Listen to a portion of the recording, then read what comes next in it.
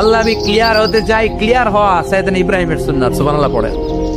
আল্লাহ কেমন করে মৃতরে জীবিত করো তুমি দেখাও। আল্লাহ বললেন 4টা পাখিরে টুকরা টুকরা করো, জবাই করো, টুকরা টুকরা করো, পায়ের সাথে মাথা মিশাও, মাথার সাথে কলিজা মিশাও, টুকরা টুকরা করে ওই পাহাড়ের মধ্যে ছিটিয়ে দিয়ে আস।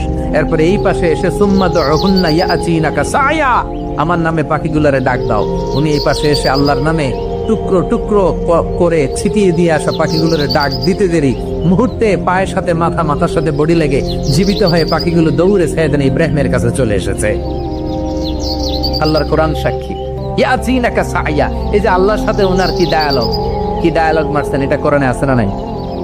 এরপরে উনি ওনার কলিজার টুকরা ছেলে সাইয়েদনা ইসমাইলের সাথে কি ডায়ালগ মারলে, সেটাও কোরআনের ভেতরে আছে না নাই?